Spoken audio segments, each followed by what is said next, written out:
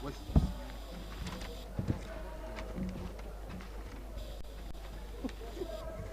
when? Oh,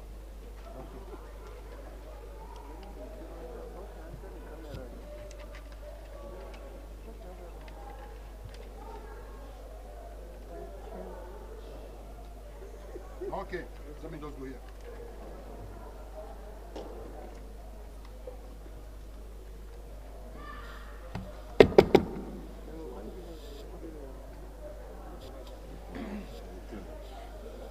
So, like I said earlier, the gym workout is a necessity in order to perform in modern volleyball, as it helps increase your strength and your vertical jump. That means when you prepare yourself, you do exercises like for the hamstring, for the quadriceps.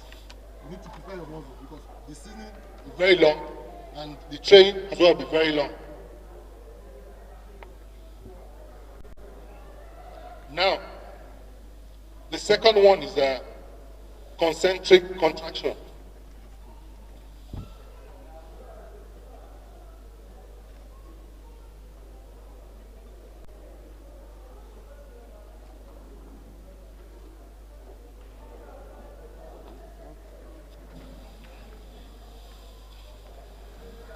Now, the concentric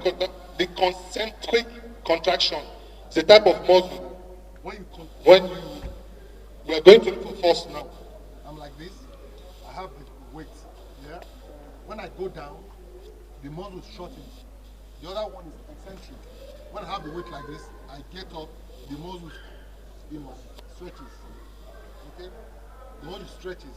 Now I'm like this with the weight. When I'm going up, all the tension, all the pressure will come here. Then the muscle, they stretch. So you need to push as well because you're working about 80%. About 80% in the beginning. And that is That's very difficult because you need to rest very well.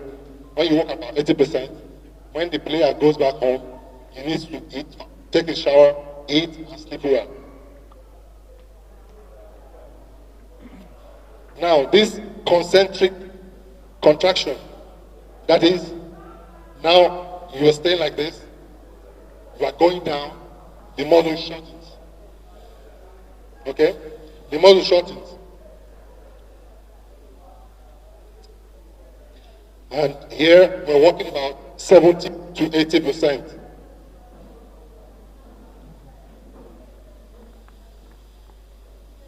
And here we're looking for force. And what did I put here? Force and strength.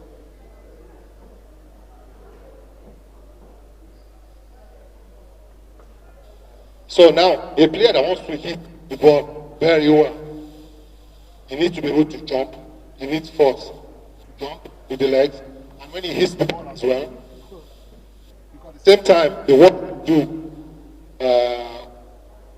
do, the bench press. The bench press, like, kind of you're kind of lying down down like this. then you push. Then you push. That's the bench press. You're lying down, then you push. That is good as well for the attack. And then you need to work about 70 to 80% of it. So here, in this first one, we are looking for the elasticity, resistance.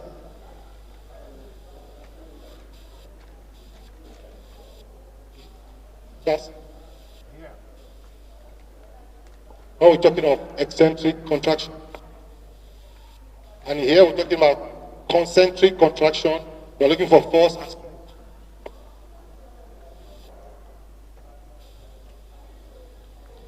Now, the third one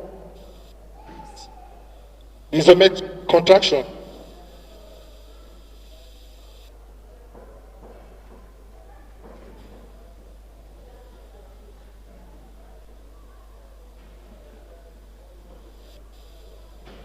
Isometric contraction.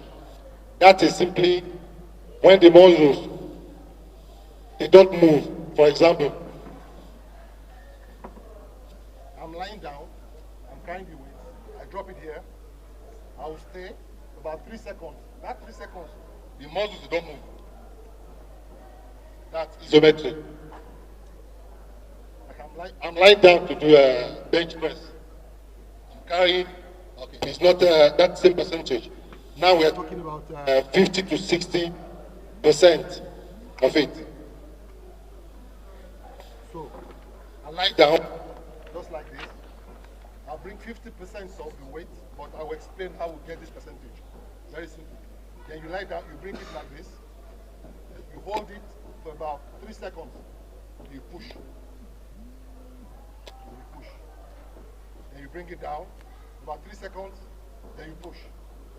At that particular moment, That you are just staying for 3 seconds. The muscles are not moving. That's when you are doing the isometric contraction. The muscles don't move. There's tension, but the muscles don't move. just like that, 3 seconds, then you push. And then we are looking for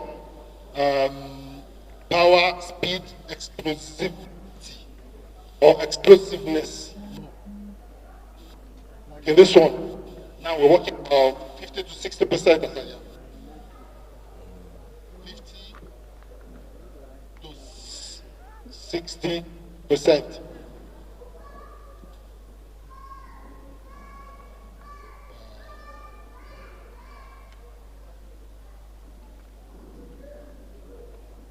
Explosiveness, power and speed. Right? Yeah. Power, speed. And speed. So this is the third isometric contraction. That is, you want to hit the ball, you have the power. You can hit continuously. I mean, you can jump very high. You hit without the power you have, and you don't. It's a natural thing because you're working already on the explosiveness and the power and speed because you are doing isometric contraction. And the fourth one, which I know most coaches do here. Let me just express. The fourth one, it's what we call plyometric contraction. You people, coaches do it very well. That is what we call circuit training. The circuit, yeah, the circuit training. Exactly. I'll explain why. Because the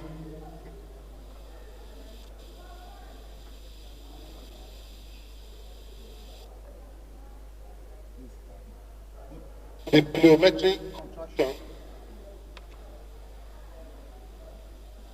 is simply the combination of the three of isometric contraction, whereas now mostly what we do, coaches put sorry, yeah, you put different obstacles and all those things here. You tell the player jump, do this, run, attack.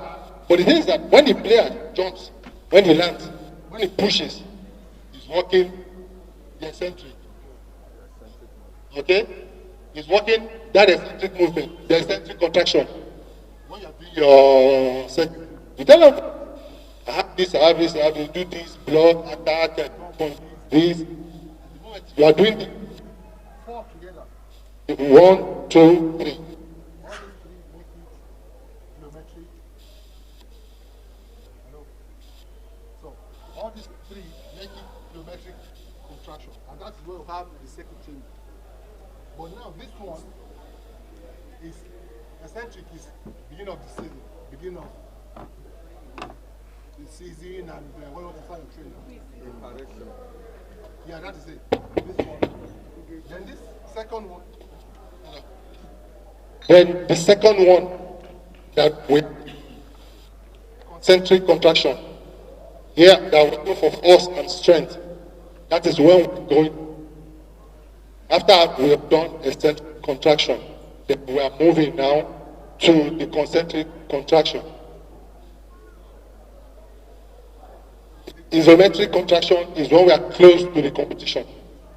Because before the competition, we need speed, we want to be in form. Now I want to jump well, I want to hit well, you know. So isometric contraction is very close. And this particular plyometric contraction, the circuit training that most of us will do, is simply in a way just to recharge the battery of the players. It's not the main physical preparation on its own. So during the season or when you're training, you come and put plyometric contraction, fine, they will do it, but you've not prepared from the beginning. So it's by stages. We have to prepare from the beginning, the first one, and the second one, don't. So just before we get to this percentage, we need what we call one maximum repetition in the gym, for example. Okay, to work 80% of a player. The player has to go to the gym and he has to push the weight once, but that is the maximum. So now if I go, I push, for example, 140. That's my maximum. I need to push it once. But before you push it once, you must warm up, you run, you do whatever, you push. It's from that one repetition that you have pushed, which is probably 140. Now they'll come and calculate 80% that you work with. So that is where I'll just bring in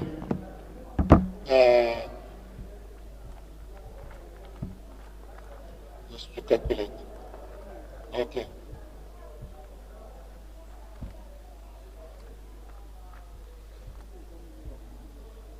Okay, so now let's say the maximum of the player, 140. That is just a formula to work with it. And you want to work 80% of the 140 that has pushed. It's just 140 times the 80%.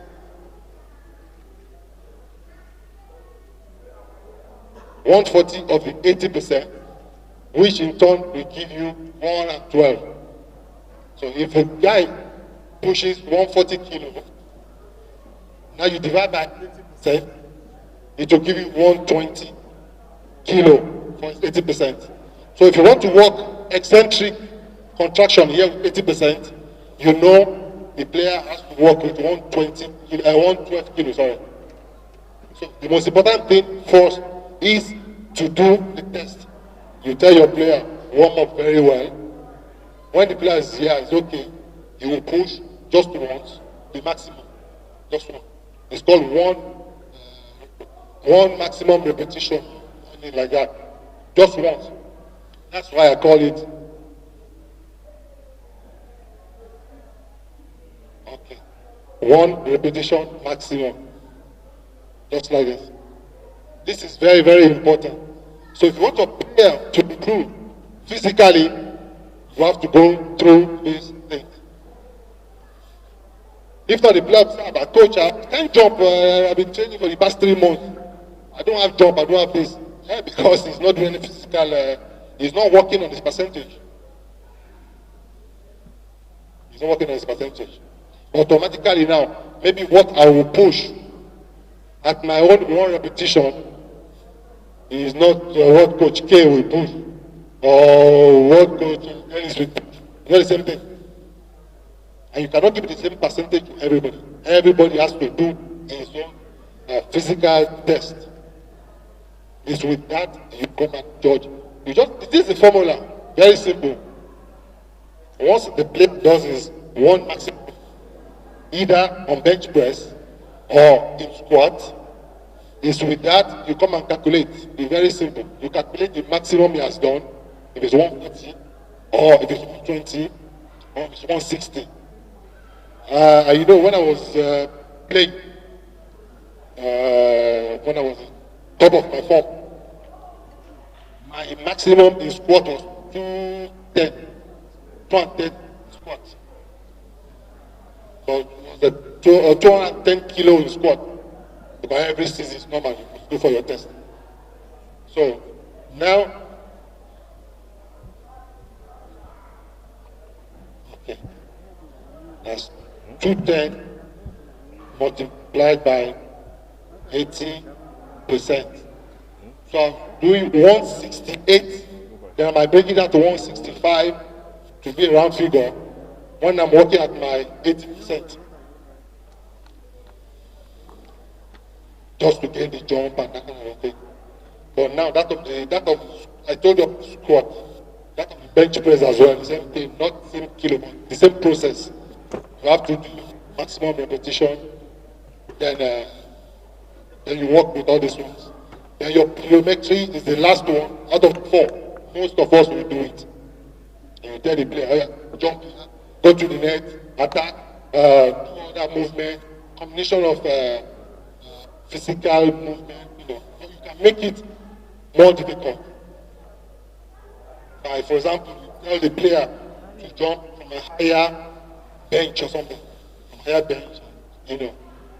But you must be very careful because with exercises like that, injuries might come. So once the player is tired, you should be very careful either to reduce it or maybe he's not doing it, that kind of thing. We are experts, we are coaches, so we must know when a player is tired. So it's very, very important. It's very important. That's the physical aspect of it generally. Because everybody, that is what happens where we are. That is what happens. I remember again another good example. One went to training before African Games, 91. We were playing the Italian junior national team. Most of them were coming from one room, one place. There were 6 players playing us. And after the coach will tell them they want to change. One player will come, they will just change. I said, what are they doing? What are they doing in that place? They were doing gym, they were walking. So they were playing a friendly match while they were doing physical preparation. You see? So that is just, 1991. Up to today, we still don't have a gym to do that. So that is the difference. From 1991 to 2021. That was 30 years. 30. So that is just it. So one of those things. So that is just the physical aspect of it. Now I'll go to the medical aspect of it because that's very, very important as well.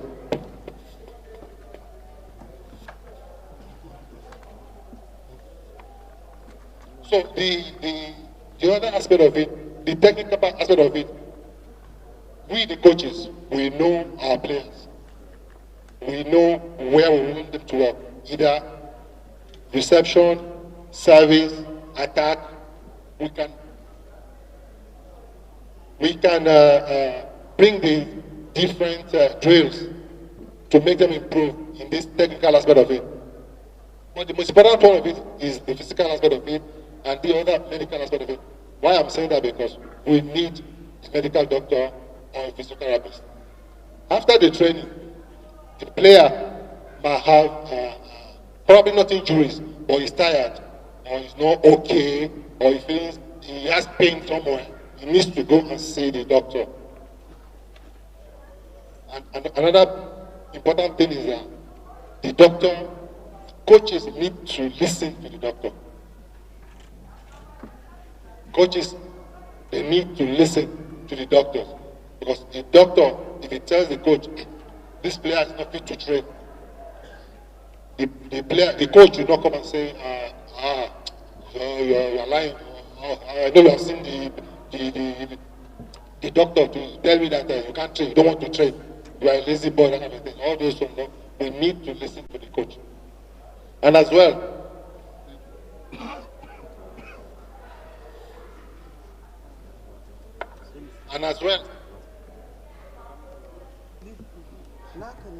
And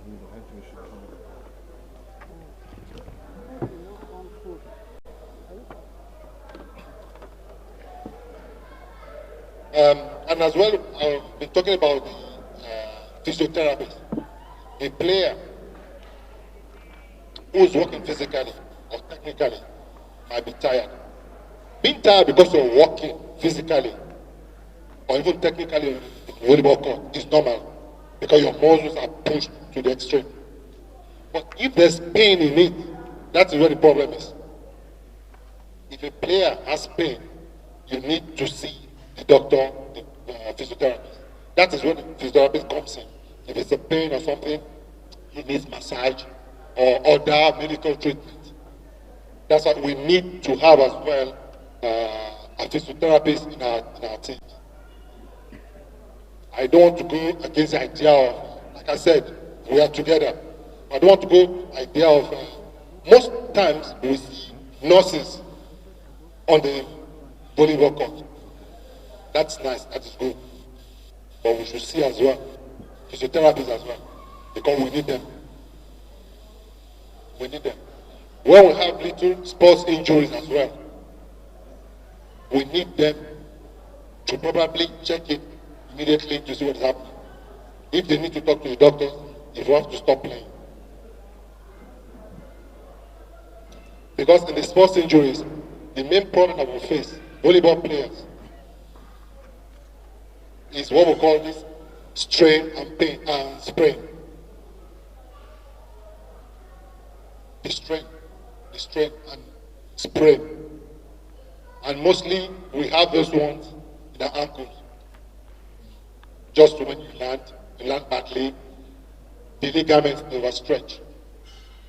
The ligaments they overstretch. The tendons they overstretch. Or you do an action, even you want to attack, one bad movement, you feel it. You will feel it. Those are the most times what we have in the volleyball court.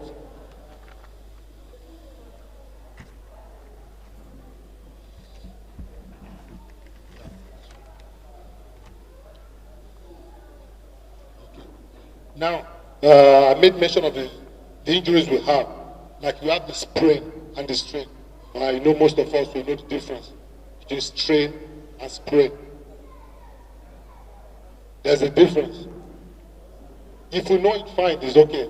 But if we don't know it, the big problem is that your sprain is when you're, for example, you land badly, you're going for a talk, then you land, you overstretch your ligament. Your ligament is what? What joins two bones together? That's the ligament. Two bones.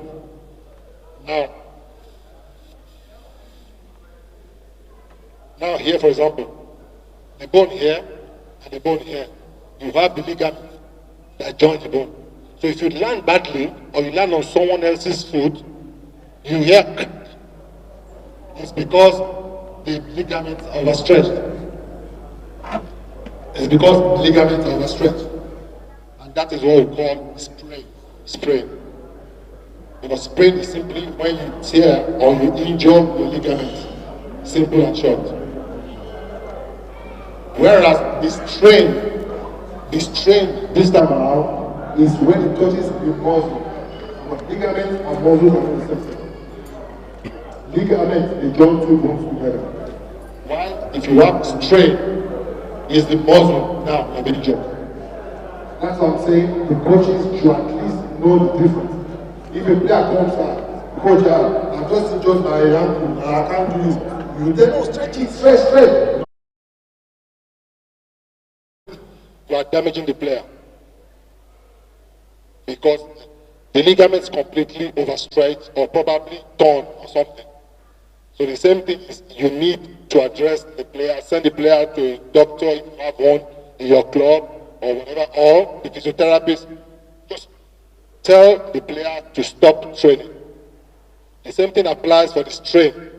The strain is simply when you overstretch or you get your muscle up.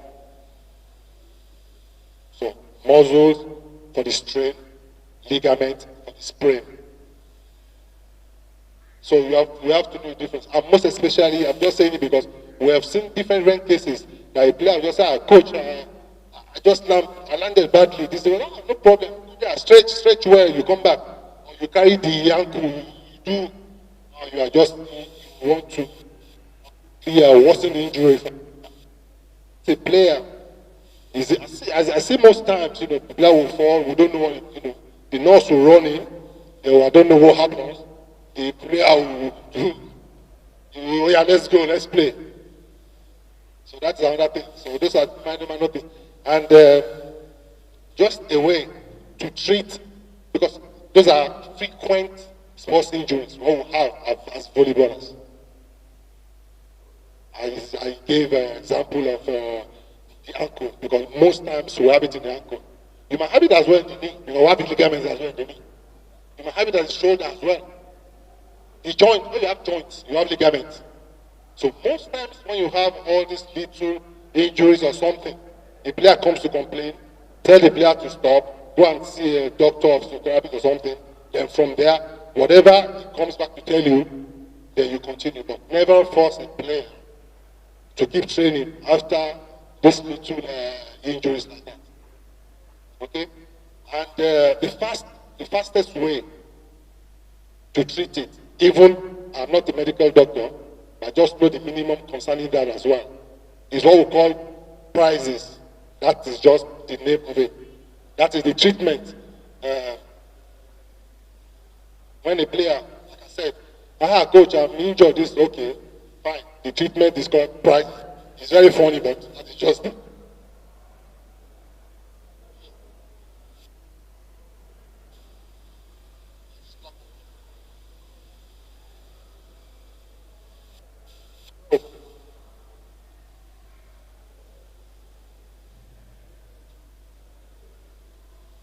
So that's called prices. Simple and short. How much be the price? How much?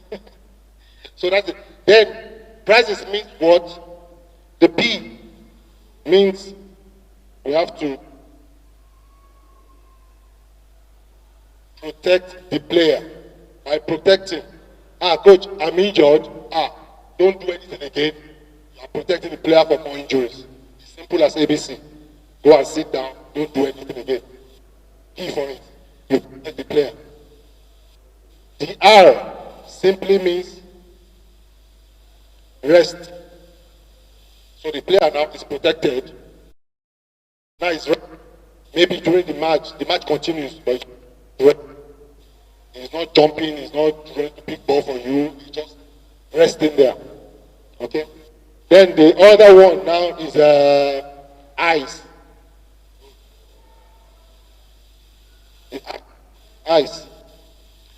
Eyes. I don't know if you have ice pack or something, whatever, or you put it in nylon or something, or in so I don't know anything, you can just place it on it. Then this one now is like compress. Compress simply means you might just bandage it now. You put the ice, then you bandage it. Just bandage it. The E. Someone said something. Yeah, thank you. Yes. The player just need to raise the leg. Okay. Because if not, you have blood circulation. And blood is coming in there again. Because don't forget, he already has a torn ligament, or probably a torn muscle. The blood circulation, he or she will feel more pain.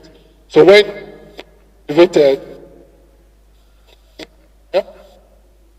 and this one is then you support it. I don't know now. Maybe, for example, if it's here, yes, exactly. To support it with something maybe small, so the hand is not moving. And it's the leg as well. Someone will just something to hold it anyway. Okay. This is the fourth. Before now,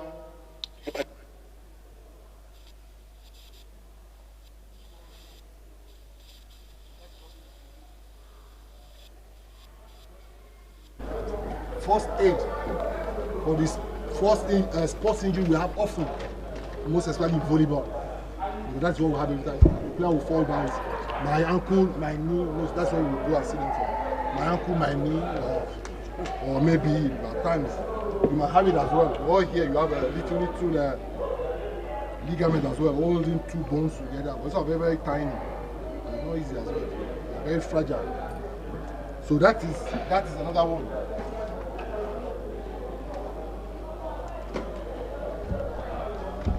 The long one, this one first.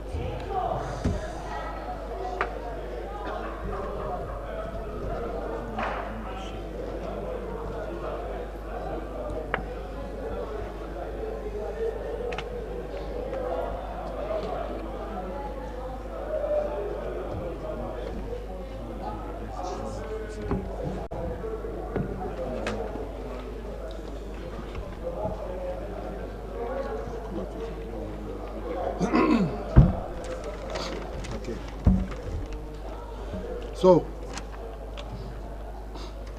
now after we've seen this one, that's just when we encounter almost every time. There's no time we come for a competition. Unfortunately, we don't have one person that will have a little injury like this. So at least the coach should know what to do in the first place before maybe sending the player to go and see a medical expert.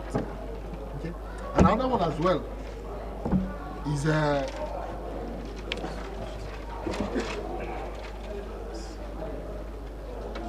another one as well is the psychologist. That is important as well, very, very important. Or you don't know what is happening in the player's head. You don't know what's happening. You don't know what's happening in his house.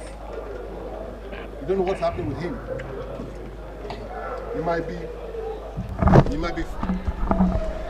He might be facing some challenges that we don't know, that might somehow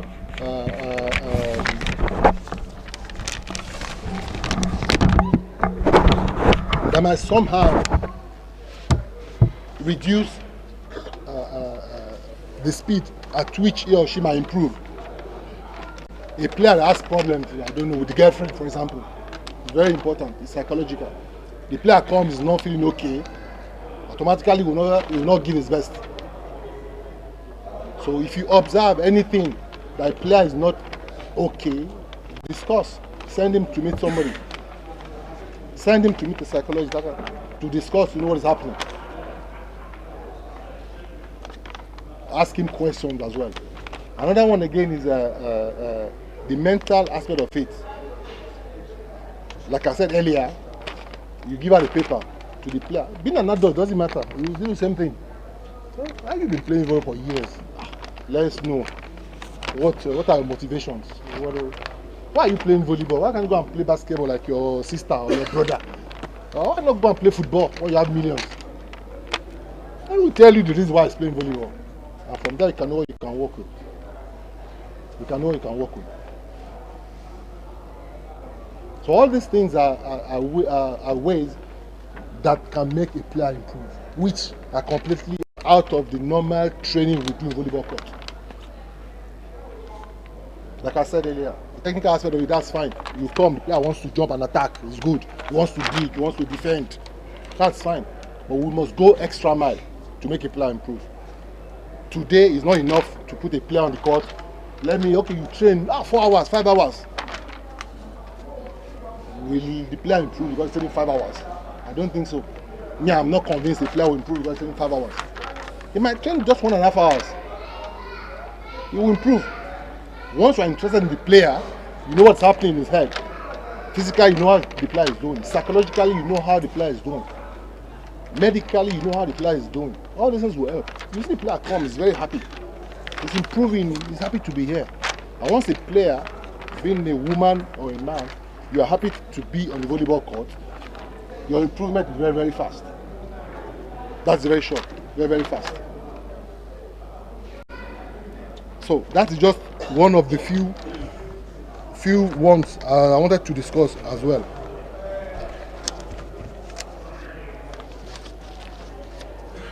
have this one as well in the computer, but I just printed them out as well here. Huh?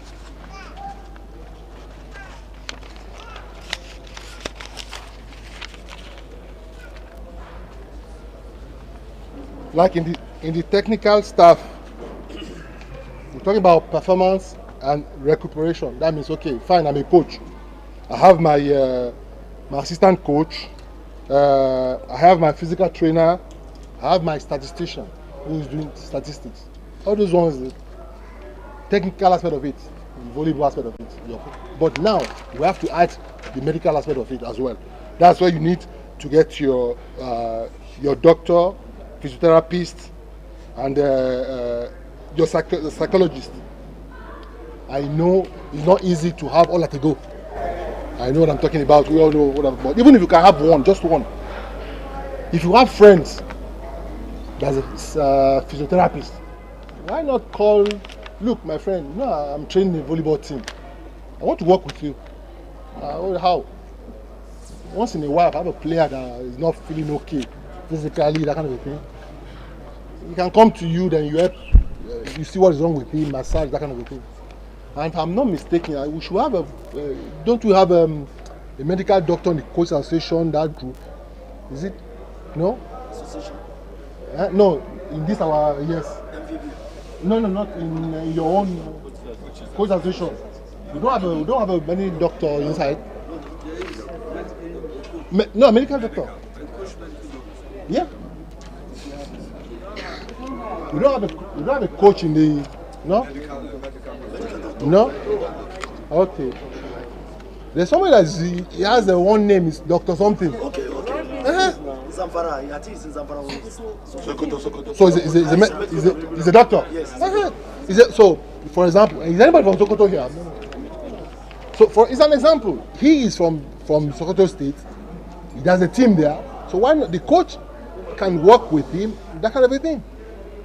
Just as well. You bring in him, and he's in the group, he's in the forum. Because yes, I read once in a while when he greets happy birthday or something, that kind of thing. You work with that kind of a person. It's very, very important. If we have a psychologist as well, or we have a physiotherapist, we'll bring them and work with them. Even if we know that, of course, we are not paying them, it's something. They are engaged with volleyball. Our players can go there easily and work with them. That's how we can build up, how we improve. That's how we can improve.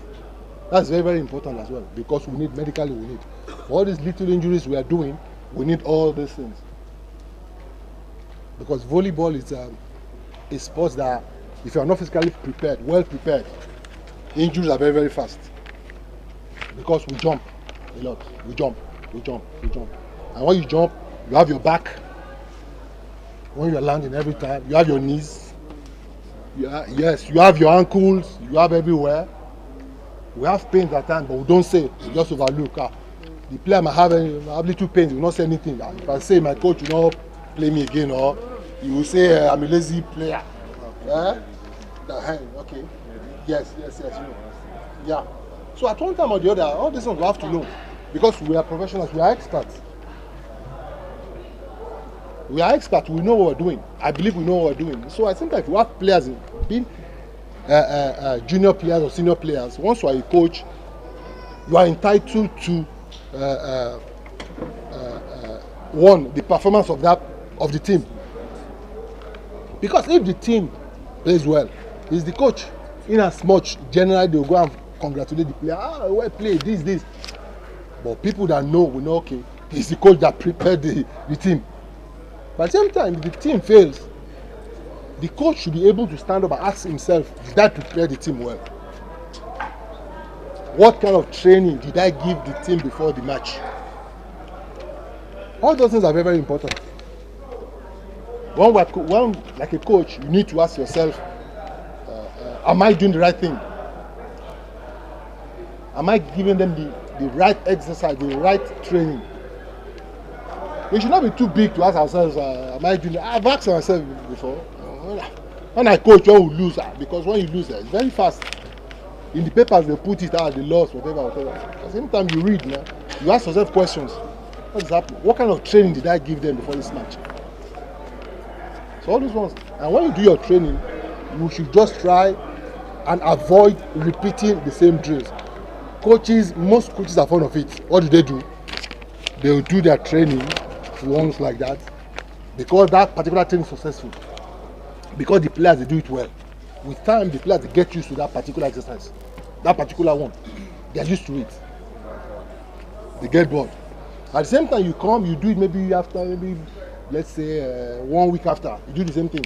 And 2 weeks after, you do the same thing. At one time, no, they will not improve anymore.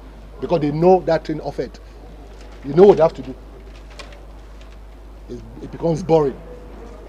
And a coach should always, that is very, very difficult. It's very, very difficult. A coach should always prepare his training.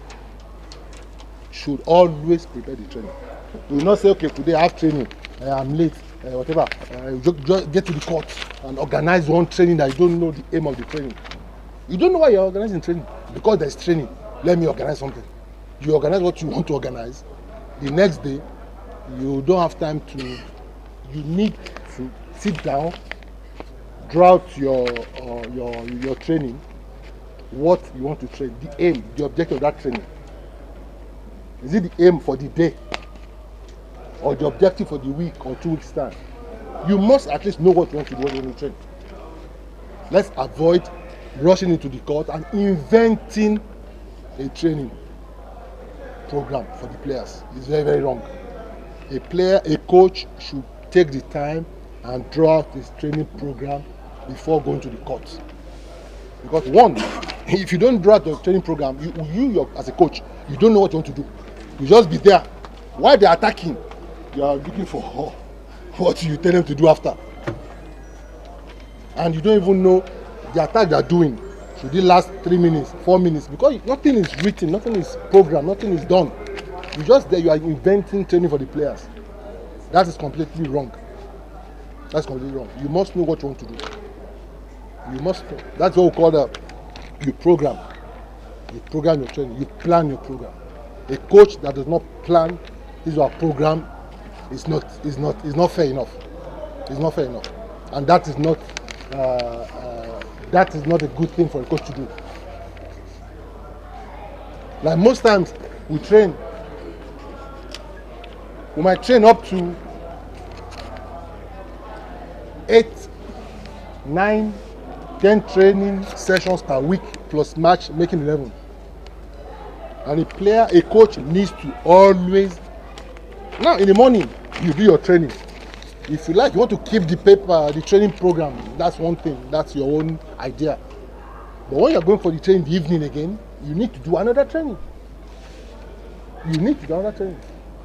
And once the players are bored with the same training, his end is over.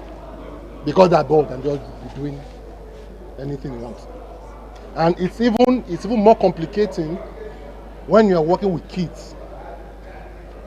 Like 15 and under, and 15 and under, because when a player, what do when they're bored? They'll be talking two of them. You don't know why they are bored. Because the same thing, they know what they're doing. They know maybe, okay, coach will tell Mr. AYZ, they're doing attack defense, and you wait, go and collect ball. They know what they're doing. What is they will be bored? But nothing as bad as for a player to be bored. When a player is bored, it's worse. It's worse. And coaches should try and avoid the fact that one I understand as well, because probably we don't have enough balls. We don't have enough balls. And the point is that for the fact that we don't have enough balls, you put a training down, the balls are not enough. You have about 3-4 players, they don't have balls, they're just doing their own thing. They will get bored, and with time they might not even come again. So that one's a special problem anyway because of lack of balls. But in a situation where we have balls, everybody should be able to participate each time. And again, try to avoid, for example, junior volleyball, kids volleyball. If you want to show an exercise to the other players. Let's avoid showing the same player to other ones. For example, we're all here now. The coach said, okay, the dosa, he knows how to dig. Yeah, or he knows how to pass. Come and show them. I'm here every day, every day. The other players are seeing it, they'll be demoralized. Because that means they are not good enough. So you need to make everybody participate. Today is Mr. A that is okay. Another one. Oh yeah, Mr. C, come and show them that you know how to do it. Just let everybody participate. Because if you try to make the difference in kids volleyball, it's very fast, very fast, very fast. They will be kind of demoralized. They'll be kind of demoralized. Okay. I'll just do one more, then I'll just give like 10 minutes, 15 minutes if you want to ask questions like that. So then from there, okay. I'll just talk of one more thing. Then like 10-15 minutes if you have questions or whatever in anything you want to ask. Like we are all coaches. We are experts in our field. If any mother or any father decides to bring their kids to us, it's because they know that we are coaches and we can train them, at least let them learn how to play volleyball. But the point is that we have different types of coaches. And generally 3 types of coaches that we know that we have.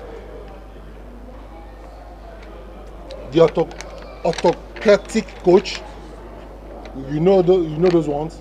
Okay, I know volleyball, I've played volleyball, this is my training, do it my way. They don't give room much for players to participate, to bring input, to talk about what is happening. They want to tell the, even in adults, I'm not even talking about only kids, even in adults. Some coaches, what are you telling me? I played this volleyball for whatever. You have to do what? There is no communication. You tell a player, okay, fine, I want you to attack here. Okay, fine, you want me to attack on line attack. But the point that maybe that particular day, the guy is not feeling, it's not in the training that it can happen. The player is not in that training that day. You must say, coach, that line, I don't know, it's not working. Can I change and be attacking diagonal for? What do you mean? Are you the coach? Come on, do what I'm doing. They want to because they are not communicating with their players. They just don't want to listen because they believe the moment they allow that player change or that kind of a thing, that means them probably they are not that they're not good enough, but the player too wants to be showing that he knows volleyball. No, there's no question of who knows volleyball or who does not know volleyball. I'm just here to share, to talk, to exchange, to talk about volleyball, what is happening. Nobody knows it all. Nobody knows it all. We learn. Up to today, I still learn. I still learn from my kids, from everybody. I said, the moment my kids go for international tournament, when I come here, what has happened there? What is new? He will tell me, this is this. Okay, that is it. We learn every day. And when I hear something, I tell him, I say, look, this has changed. Or did your coach tell you? Every day we learn. So the other one now is the democratic coach. We know those ones that want to, they want to do the action. You know, if they want you to dig or attack, they will dig for you. They will show you how to dig. They will show you how to dig. They will show you how they will participate. They communicate. There is communication with the other players and the coach, and they listen. They just don't impose their ideas and their experience and whatever. They listen to everybody. They listen to people. There is communication. It's everything. Okay, fine. I'm the coach. Okay, I tell you to do this. This is the way it's done. Even if he does not do it correctly, but what we know is that he has tried to do it. He's participating, and that's very good for the players. Coach, too, they do that kind of a thing. So that kind of a thing, you see, the player will want to communicate. He want to do the same thing. He's free to exchange technically whatever questions. Coach, how do I do it? That is it. Then the third one, those ones are, like I said, they have enough experience. It's called that holistic holistic coaching. Those ones will just sit down, will just be there, be giving orders, whatever. But the point is that what the most important thing for them in their head is that they just want to have a group that is functioning. There is joy, there is laughter, there's everything. But the technical aspect of it does not give a damn. If it does not give a damn, he just wants to be there. Once my team is happy, I'm happy. He does not want to do any correction. He does less correction. He's just there. Be there and everybody will laughing, be doing the thing, that kind of thing. He will just put one training program there. After he does not give a damn again. So after all their friends, they know they get along very well. So whatever he does, he does less corrections. But the most important thing is either with this autocratic coach that like I know it, I know more than the players, I know more than everybody. I put my training program down and you cannot say anything. It's not flexible. Or the other coach, the democratic coach that he will participate, he will discuss, coach, I can't attack line, let me attack diagonal today because he will listen to you because there's communication and everything. Or now the one that just be there, I don't give a damn. People train your team, whatever. After all, people are good people. Maybe after we just go and drink, after go and enjoy ourselves. But the most important thing now for we coaches is just to select what is good in each one of them. To find our own level, to find our own kind of personality. To find our own kind of personality, how we want to coach, what we want to do. So that is it. We need to communicate with our players. We need to allow them do what they want. Not every time, not freely, because we are the coach. We need to, control everything, but not too difficult, not too rigid. Not too rigid. We don't need to be too rigid. We give room for flexibility, discussions, communications, corrections. That is how we can be as well a better coach, because the player will be happy to discuss the no matter the level we are training, no matter the level, being state coach, club coach, national coach is the same thing. We need to communicate. We cannot impose every time. When we keep imposing, we don't want to discuss with anybody anything. At one time there will be blockage. No more communication, nothing. For the kids, they will just, I'm going there, that coach that does not allow me to do anything. That does not allow me to talk. So that kind of a thing. So that is just the three coaches like that. I don't know if we have one or two questions. Like I led like 10 minutes or 10-15 minutes. For people to have any question at all, anyone. Even the one that probably you might have that we've not talked about, that you've been thinking for a while or something, or you want to ask. So feel free and ask any question. We'll give her 10-15 minutes. First and foremost, let's put our hands together for Coach. Just like in our events program, we also have session for question and answer. So please, if you have anything to ask him, please kindly raise up your hands, and I'll be the one to choose who is to ask. Please, if you have any question, please kindly raise up your hand, please. Just like he has said, it might not be on the topic he has treated, it might be out of the box. But he's here from for us all the way from France. So please, if you have any question as regards coaching, please let's raise up our hand, please, so that there will be order in it, please. 1, 2, 3, 4, 5, 6, 7, 8. Go ahead, please. Good afternoon, coaches. For emphasis, my name is Coach Edward Ujo. So I want to thank you first and foremost, and then thanking the chairman for making this gathering possible for all of us. My personal question is directed to the stages that we started with. When we talk about the medicals, the mental preparation, the medical aspect, and the tactical aspect, we discovered that many of the teams, just as we mentioned now, do not have these doctors or the physios and all that we need. How could we be able, why can't we have partnership with the health organizations in Nigeria here, so that we can encourage them maybe in our states, for instance, and then in the national?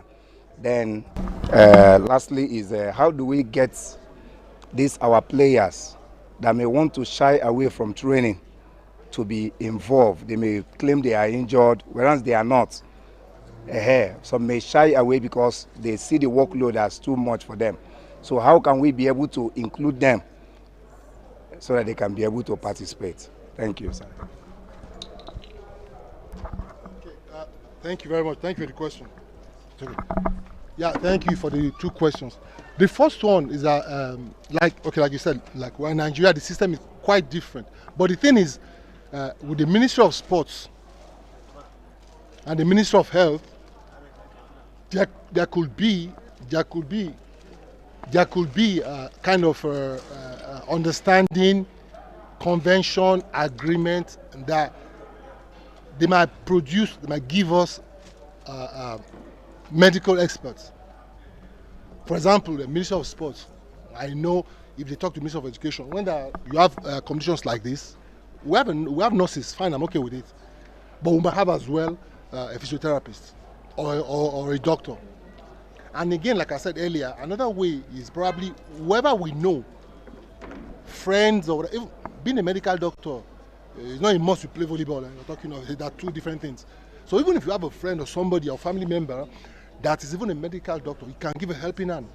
So it's not a must that we really look for a volleyball player that's a medical expert. We can have friends or families or what. You can just invite them. If you know anybody from your own state, if you know anybody from your group, you talk to the person, look, you know what, let's work together. Because for my players to improve, I need them. I need you to help them medically. A player that is injured, if he goes to see a medical doctor, with the confidence you as a coach and your doctor you have, definitely the doctor will tell you exactly what transpired between them. So there's no way the player will come back and tell you, look, I'm not coming for training, or the player wants to shy away from the training, because there's this confidence already built between the coach and the doctor or the medical personnel. So that will automatically help. So we need to go the extra miles, because the system we're using in Nigeria, unfortunately, does not permit for us to have, club-wise, to have your coach, your assistant coach, your statistician, your physiotherapist, your doctor. It's not easy. It's not easy. Even in football, I don't think all the football clubs, but that is the standard. That is the minimum you can have to improve. Because if not, if anything happens, a player that is injured, what do? We start running helter-skelter, left and right. So that is just one of those things. I hope I've answered your question. Thank you, sir.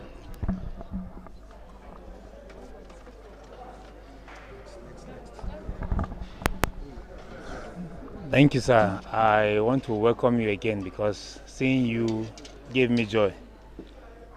I think my question is similar to his.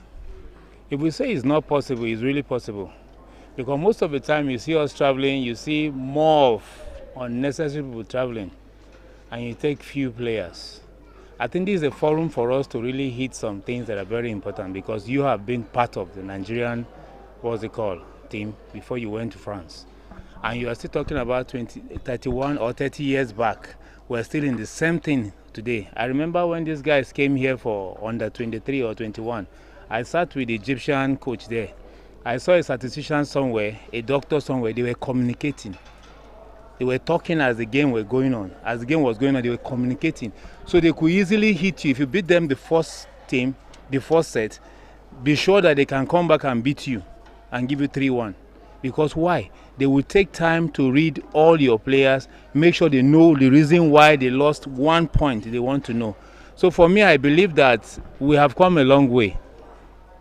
We have come a long way. We can go, because like you said, there are doctors in our midst. We have one in Sokoto. We can inculcate them. We have statisticians in our midst that we don't even know them.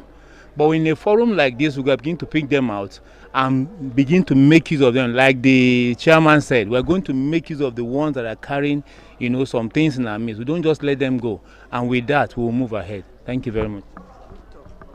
Who is next, please?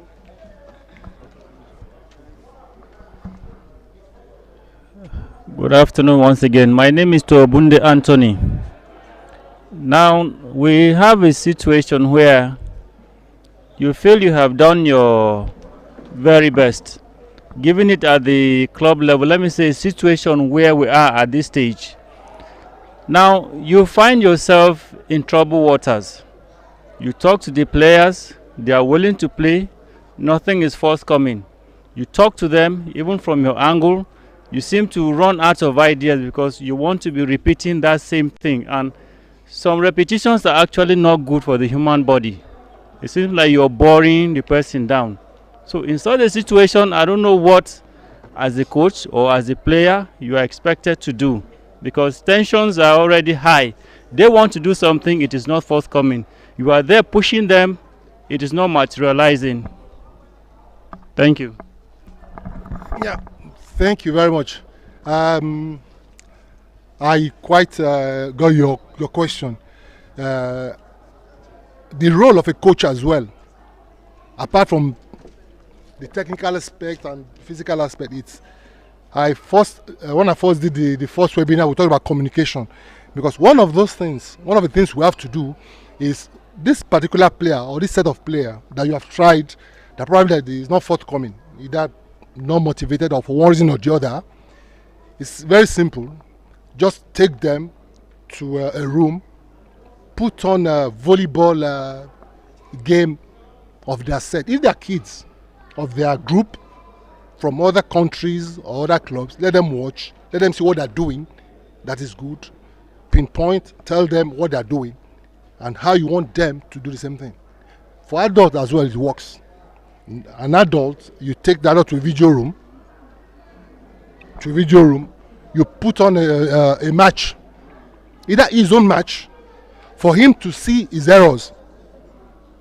Automatically he will be motivated. Okay, fine, now I've been attacking out because I'm attacking from position 4, I'm trying to look for line attack and the ball is just slightly going out. He will know how to correct himself so the ball will not go out, trying to attack only. Now if he wants to attack diagonal as well, he's attacking diagonal and the ball is going out, maybe he's hitting too high or that he wants to pass over the block. All those things you need to see. But once he sees everything on the video, he will have another mentality.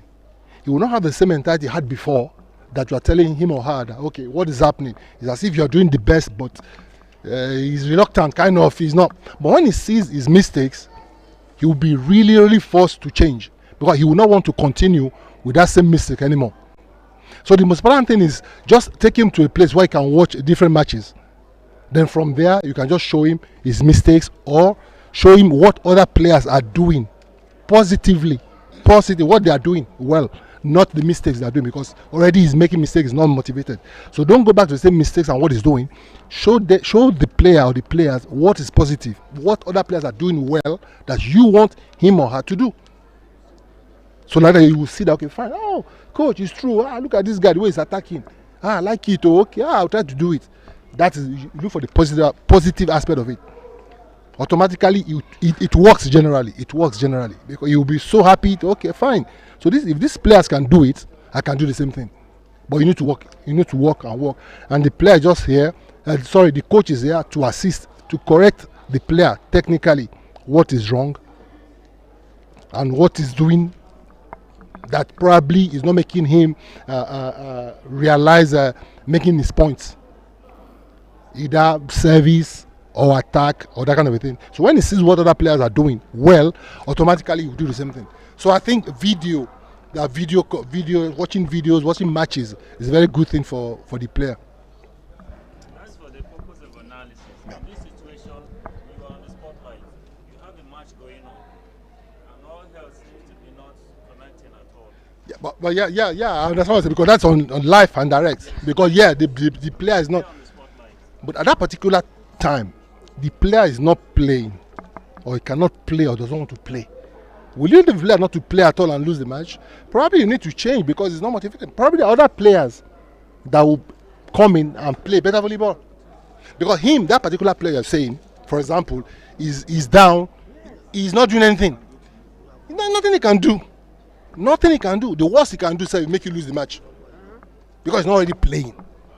He's not motivated. So okay, fine. Today you are not in the match and you don't want to make extra effort. Okay, just come and sit down. Let the other player come in. And when he sees the other player playing, he might change his mind and decide to play. And at that time, sir, is it necessary for him to go back? Because the player that is even playing well. He's doing better. So what's the point? So in volleyball, you don't want to please. We don't please. Want to win. You want the team to win. Ever to have.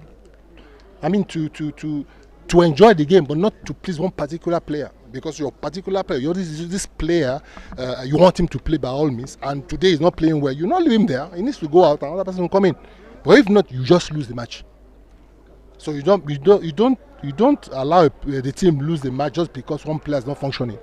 You make your substitution. You bring another player, and you see what goes on.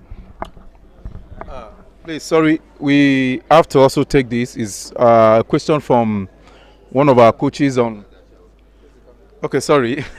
This is coming from one of our coaches that is working via YouTube, Coach Buki Mary. The first question, sir, was that how do we work on players that have tension while playing but do not want to show it? 2, what is your advice for coaches that know and accept their players playing with intake of drugs? The first one, concerning the tension, if a player is playing under tension, it's not a good thing. But once you as a coach, you know that he's tensed, there's no point telling him the mistakes he's making. For example, a player is tense, then he spikes out. So what is the point shouting on him? Why did you spike out? What? No, it's worse. You're making try to motivate that player. Tell him what he has done positively. The good attack he has just made. The service, the ace service he has just made. Or the good defense. Because he's tense already. And yes, exactly, Coach Sani. So to get off that tension. Because if you should add more to that tension by telling him all the negative, all the errors he's making, it's worse. He'll be completely down. Like I said earlier, a player that is down, that is not giving anything, it's better you move that player and put a fresh player that has nothing in his mind that will just come and play his game. So a player that is tensed, avoid telling him or her the errors. Because he knows he has made error. He knows he has just made an error.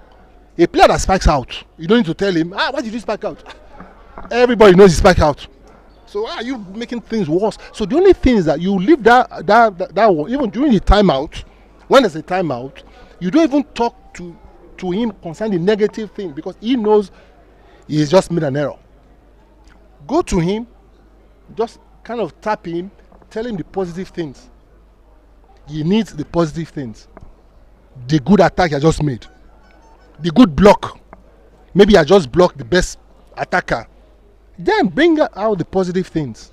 Automatically, okay, fine. My coach is seeing what I'm doing good. Automatically, the thing is going out. The tension is going out gradually. So that let's stick to the positive aspect of it. We just need to bring out what he or she has done positively. The good blocks, good defense, good attacks, and just leave the error. Leave the error because he knows he has just made an error. So there's no point going back to it. And the second one, we all know drugs are completely forbidden in sports. And I don't know if most of you know there are some normal drugs that we take that if you are controlled, you are in for it. Even like simple paracetamol that we take. Simple paracetamol that we take, if there's a control, because no, like here now, what happens that anybody might come from the Ministry of Health, just come as we are playing, he will just be watching everybody, and after the game, he will just pick a player that will be controlled.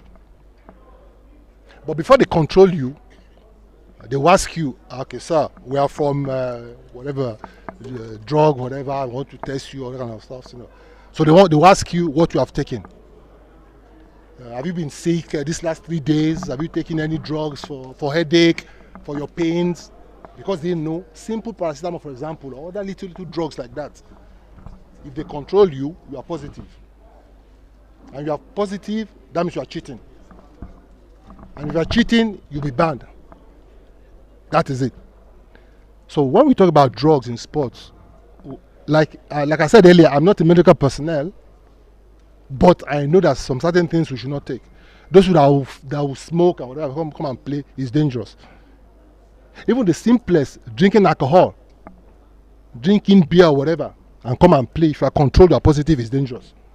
You just say, maybe it's 1 beer or 2 beer. But if they control you for that you have taken a glass of beer or whatever, a glass of whiskey or whatever, you are controlled, you are in for it. So drugs, they don't have anything to do with sports. Like most people, I term them, unfortunately, as the negative people, that they believe drugs enhance performance. To me, I don't see anything like that. You have to train for it. You have to train for it. And if we're talking of training, performance, improvement, we are talking physiologically, we are talking of the bones and the muscles. That's what every one of us, we have bones, we have muscles. In each one of us here, a normally constituted man, like you and I, or a woman, we have what, about 206 different bones.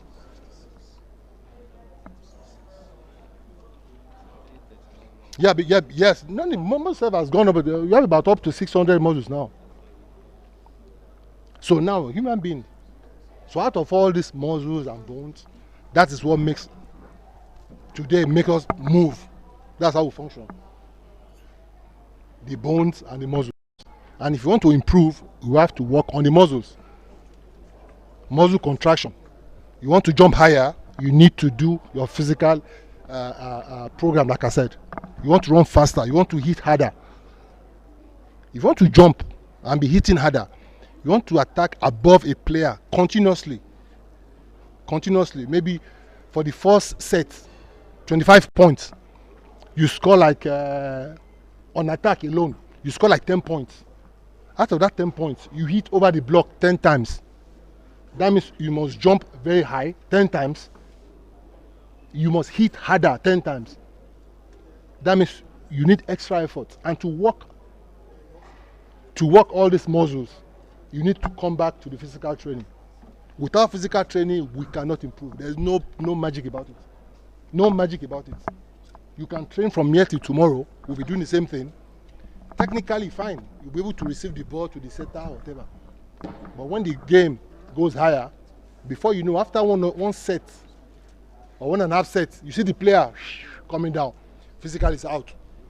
Then you be coach will be saying, why are you tired now? Why? But the coach is not doing anything to make the guy overcome 2 sets or 3 sets. The player does not know. He gives all his best in the first set. In the second set, you give the player, he's down. He's looking for water or whatever, he's down. So now the coach as well needs to do his job, needs to push the player, work physically, work medically, like seeing a physiotherapist in case he's injured, massage, that kind of a thing. All those stuff. Psychologists, we need all this to improve. So that's the thing. So come back to that particular question. No room for drugs in sports. No room for drugs. We don't entertain drugs in sports.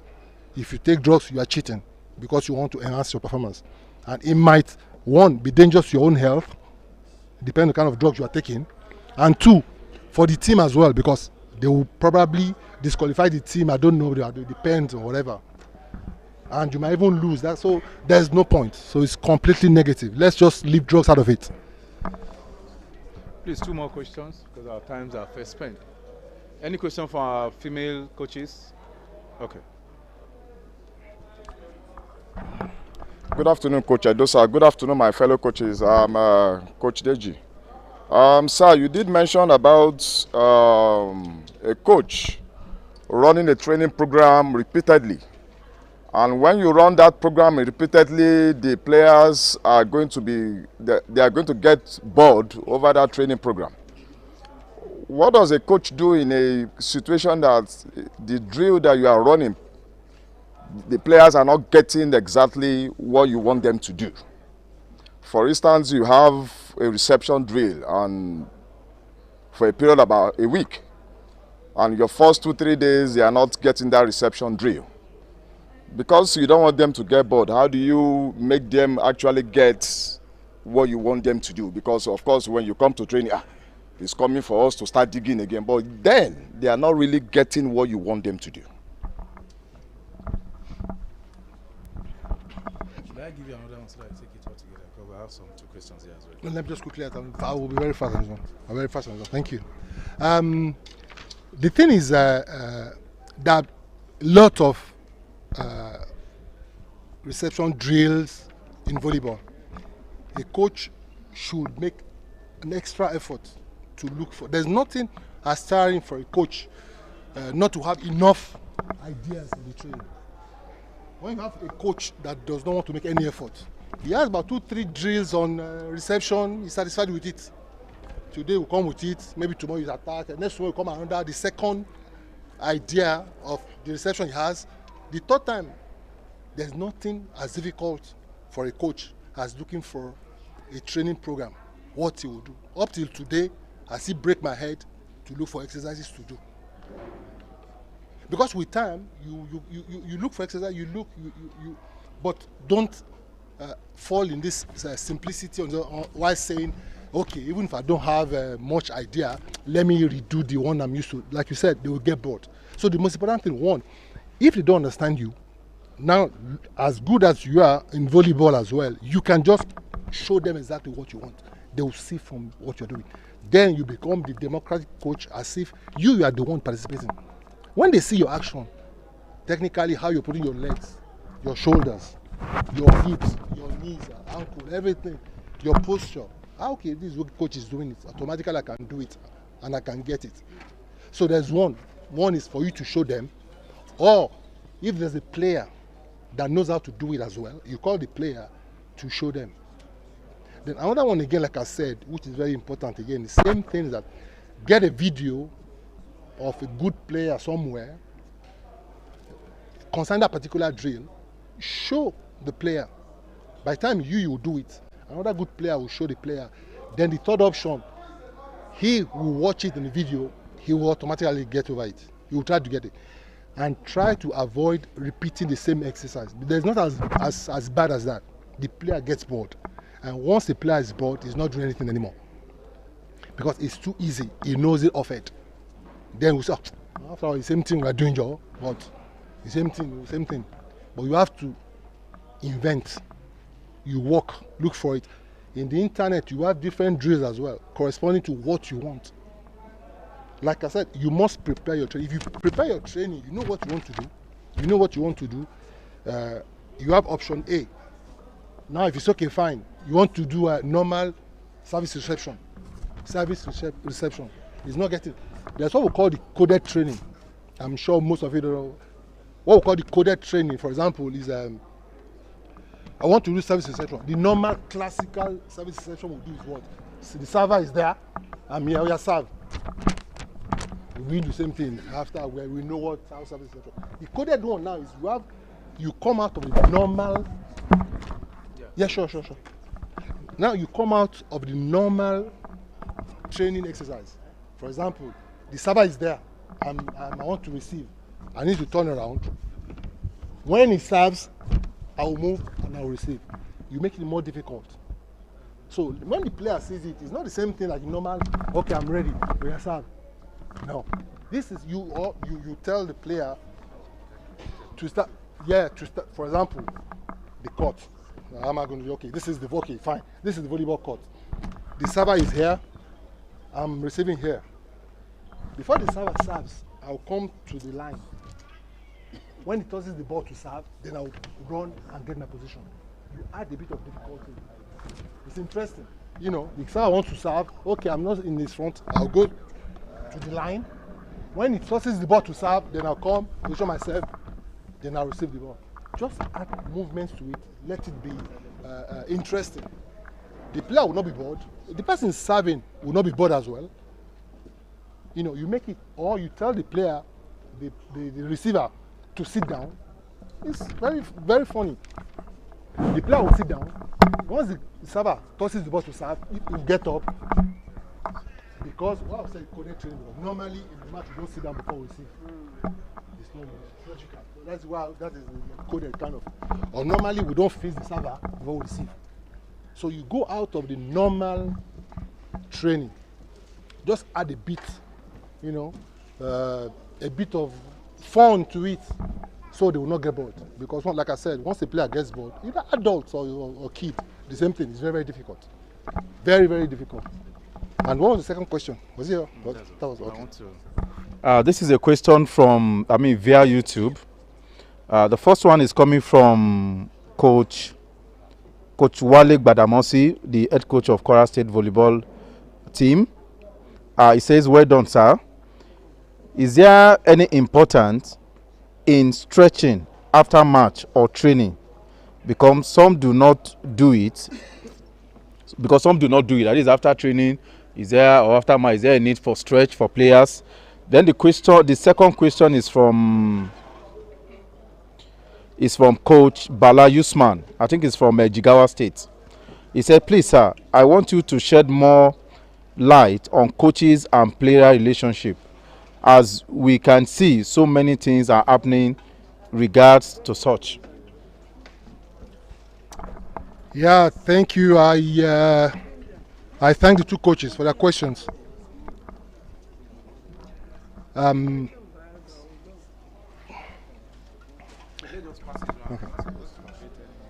So,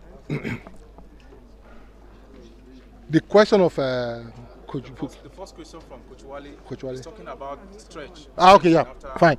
Okay, the thing is, stretching. The same thing applies. What do we stretch? We stretch the muscles.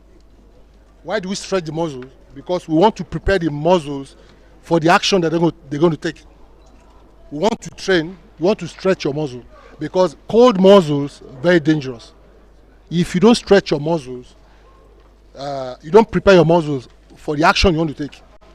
You want to run, you want to attack, you want to serve, you must stretch. But personally, with my own little experience, it has been proven. And when I was playing, we had this same discussion.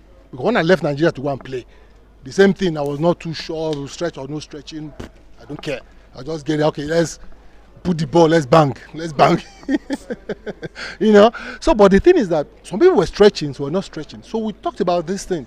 But I don't have the name or the year, but I know that some experts years back, some volleyball experts years back, they did a test on it where they made 12 players before a match.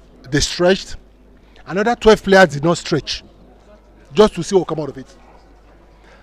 So I think they played 2-2 or so. They didn't want to play 50 or not to say, don't.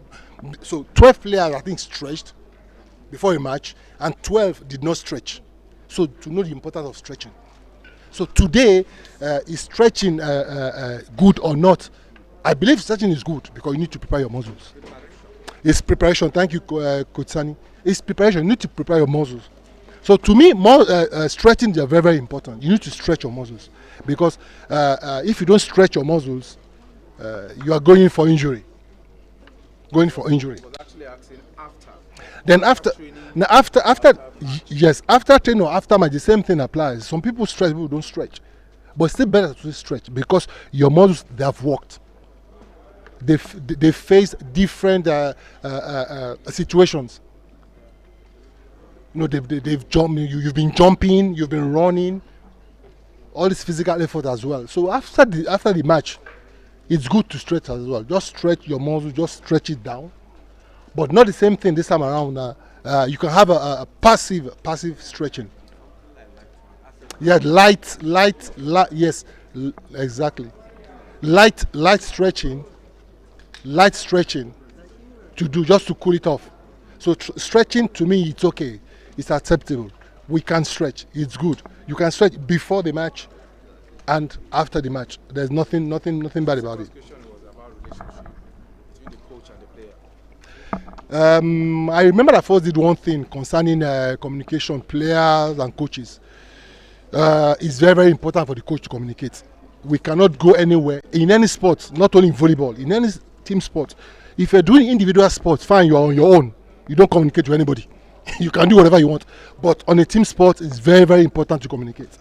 Because one, the coach needs to communicate to pass all the technical instructions. The coach needs to communicate with the players to pass all the technical instructions. We have different types of communications. The ones that are oral, the coach will talk straight with the player. There are some kind of just signs. You see the player, the coach just look at the player. That means the player has understood what the coach is trying to say. So one is the coach might communicate by talking directly. Look, I want you to block this way. I want you to serve to this angle. I want you to block this way. I want you to attack this way. Or the coach might look at the player, and the player just mere looking at the player knows what the coach is saying.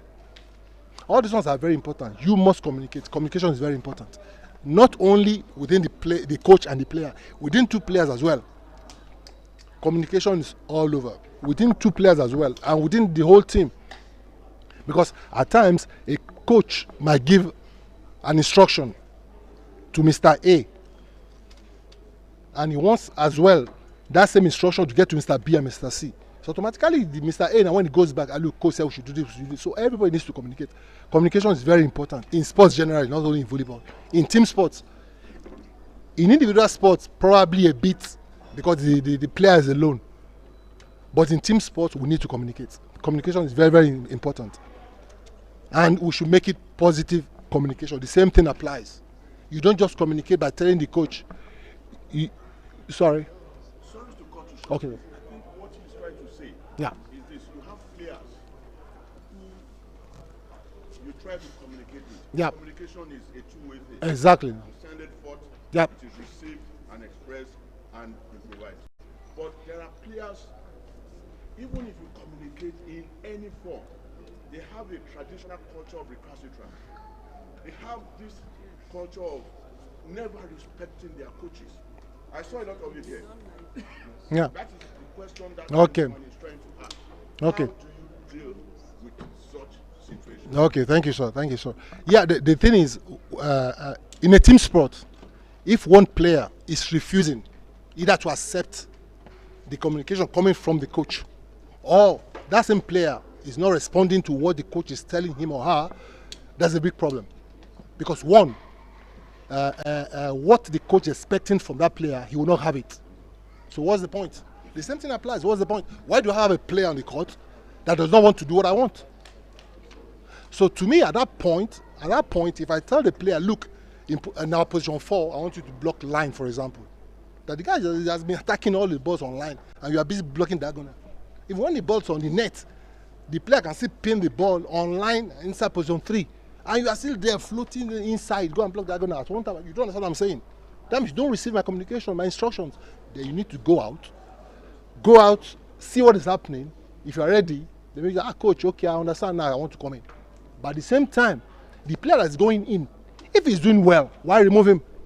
So you don't want to punish, it's not, you don't want to come and please the player. Because the point is that he is coming in. Maybe he has been there, has not played about 3 matches. That's an opportunity for him to play. And he's playing well, listening to the coach. He's doing what the team wants. And to top it all, maybe they are winning. So why change the player? Because that one now, he has realized that I have not been listening to my coach. So I want to come back. I cannot just remove the other player just to please you because now you have realized. So all those things are very, very important. And at the same time, you need to not... the thing is, it's not on that particular day the communication starts. Before the match, there are little communications. You've been talking to them, how you want them to play. For example, maybe who will start. There are some coaches, they know who will start the match.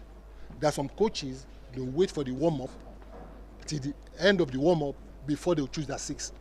I do both. At times, I just my players, during the week they train. I know who's okay, who's not okay. Okay, fine. I have an idea of probably who will start. But it does not mean I do it often. But at times, other matches as well, I will wait till after the attack, service reception, everything, the referee will blow. Then before I go and get my 6. So like that as well, everybody struggles to play. Nobody sits on the what is it called, seat or whatever, thinking is untouchable. Nobody sits on the throne thinking it's untouchable. If you want to play, you need to work for it. That is it. You need to work for it. So that is just it. So communication is very, very important. A player that does not listen to the coach and does not listen to the other players as well. And to top it all, we are not winning. You're making mistakes. So what's the point? So you need to be substituted, go out, go to the bench, see what is happening. Then we'll try to see how everything will go. Okay? Okay, that's it. The last question from our female, so that will do justice, and that is going to be the last question that we'll be having today. Good evening. I'm Ike Rachel. Thank you, sir, for all you've said. My question is about the players that place money first. How do we handle them? Yes. They actually have the passion, they want to play. And you just start hearing, what the coach want give me safe? What I go get? Meanwhile, you're just starting from the basics and from the grassroots of training them. But you are not even trying to place money in front. They shouldn't even hear that first, you understand? Let them get the basics first. But because after the training, they still mingle with one or two persons, like that, and they must have sold one idea into their head that, see, you must start putting money in front so that people value you and all of that. But how do we handle them? Yeah, sorry, man. Thank you very much. Thank you very much. That's a very difficult question because anywhere in the world, even being professional, a player is playing in team A today, tomorrow okay, there's another club somewhere that pays better. The player, maybe next season I'll change or I want to go. It's a normal thing. But let's come back to your context, to your own, this particular way you're saying. The thing is that when you come back to that same preparation I talked about, the mental preparation, that kind of, for example, you try to know what the player is thinking. You just bring your sheet of paper, for example. The new kids or the new players are coming. Okay, fine, you like volleyball, okay. What are your motivations, whatever. Go home, think about it, discuss with your parents or whatever. Come back 2-3 days after with this paper filled. You pull out 2-3 questions that you believe as a coach you want him to answer. You believe that, okay, maybe I want to know more about this player. Now I want to push him, I want to know what's happening in his head and in his, the family and all those stuff. Not personal as per their family, no, just concerning his motivations and why he wants to play volleyball. You probably get your answer to it. Because immediately he might put it, coach, me too, I want to play professional, I want to go and get money. He's putting money already. Maybe he does not even have to do 6 correct receptions to position 3. Now he's thinking of the money. So you know that this one is that money is the thing first. So that you might have an idea. But the thing is that you cannot force a player to think. That's unfortunately, whatever a player thinks or wants to think, you cannot force that player. If a player is thinking that me is money, you try to convince him, okay, fine. You know what? You need to work for it. Come to training. Put out good receptions, good blog, good services. Play well, good blogs. You see good teams will come for you. They will pick you. If you start playing well, good teams will come for you. Better teams in Nigeria, they'll come for you. Then from there again, maybe if you play, you might have access to national team, whatever, you go for competitions, they might see you. Or probably foreign teams might see you. So just try to bring the positive out of him. That he should just keep coming. You know that he likes money. Everybody likes money. You need to be a big diplomat. Everybody likes money. But you know what? That money, you have it. But just come first, come to training. I need you to do good receptions, good attack, blocks, all those ones. By the time you start telling him all those things, you get to understand that, okay, fine. Okay, this coach is right. If I work well, I'll get the money. You will definitely get the money. But he has to work. Work for it. And at the long run, it will be good for everybody. For the coach, he's very proud. Okay, my player is playing very well.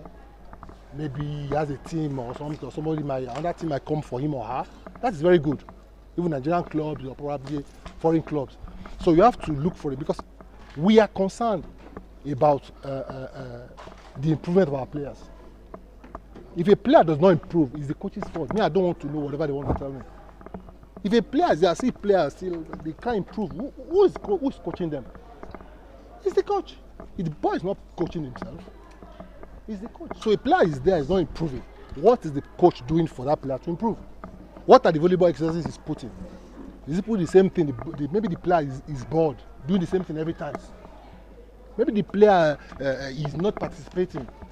The coach will be giving examples with other players and be leaving the other one by the side. So once they want to see other players playing, then one by the side, he's just staying alone. Is not. We should avoid it. We should avoid it. But like I said, we need to have enough balls for everybody to touch balls and everybody to play. But at least just carry everybody along. We should not leave one player or two beside. They will quickly get demoralized. So the thing is that we should look for a way to bring all those players back. Motivation, we need to talk to them, we communicate. We don't leave them because if we leave them, they'll be out of it. They'll no more be interested. And before you know, kids, they might quickly change, go to another sport. The mother will just say, they're not doing well in volleyball, they're tired or whatever. The same problem will come on the coach. They're not doing anything, that coach is not doing anything. Whereas the coach is doing, is the player that probably is not responding. But we need to find the solution for the player to keep coming and to be motivated as well. Okay? Please. Please, let's put our hands together for our guest speaker.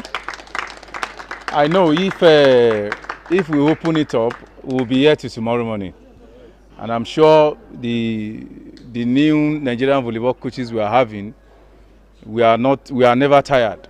We can continue to ask you questions till tomorrow comes. Yes, sir. I just want to add one more. Please, I also want you to add this, sir. Psychologically to players. Now they come for a competition. The competition is not over, or maybe the day they just even arrived. The first match they play, sir.